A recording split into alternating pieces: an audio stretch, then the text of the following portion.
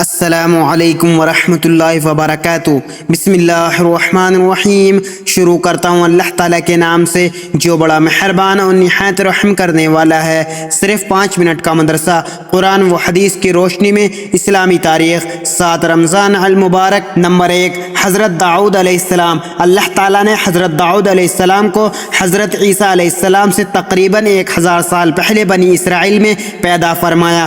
آپ نے جالوت بادشاہ کو قتل کر کے بنی اسرائیل کو اس کے ظلم و ستم سے نجات دلائی۔ اللہ تعالیٰ نے انہیں دولت و حکومت کے ساتھ نبوت و رسالت بھی عطا فرمائی تھی۔ اس طرح وہ بنی اسرائیل میں دعوت و تبلیغ کی خدمت بھی انجام دیتے رہے اور ان کی اجتماعی زندگی کی نگرانی کا فرض بھی ادا کرتے رہے۔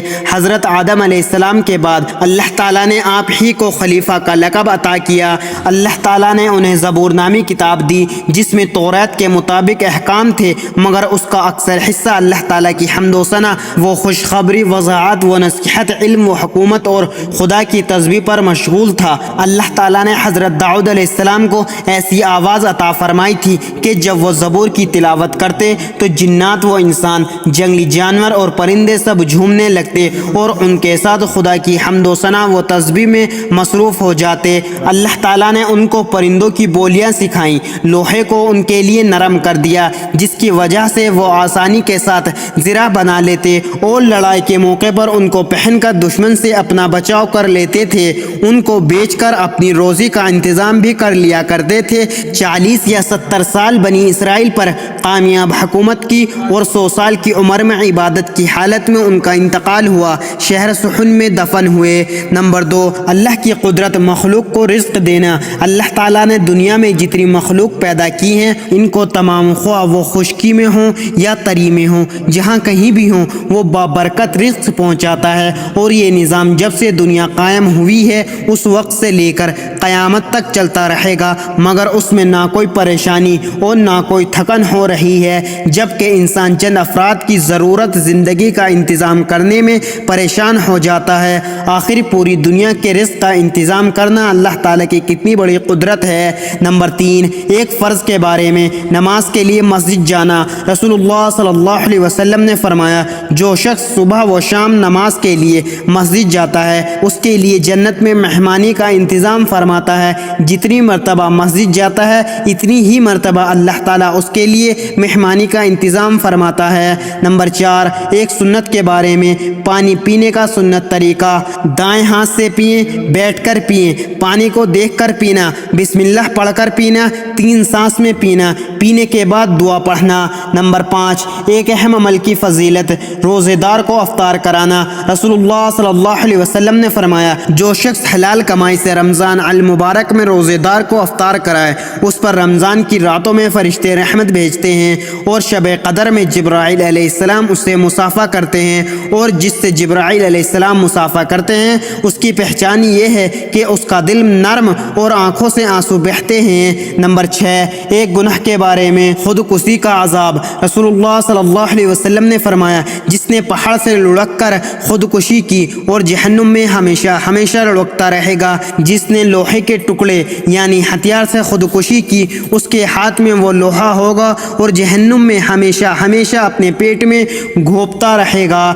جس نے زہر کھا کر خودکشی کی اس کے ہاتھ میں زہر ہوگا اور وہ جہنم میں ہمیشہ اسے پھانکتا ہوگا۔ فائدہ، اس زمانے میں جو لوگ گھر کی پریشانیاں یا کسی ڈپریشن میں آ کر دوا کھا کر یا اونچائی سے گر کر یا کسی اور طریقے سے مر جاتے ہیں وہ اپنے لیے جہنم کا راستہ ہموار کرتے ہیں۔ نمبر 7، دنیا کے بارے میں، حضرت محمد صلی اللہ علیہ وسلم کے گھر والوں کا صبر۔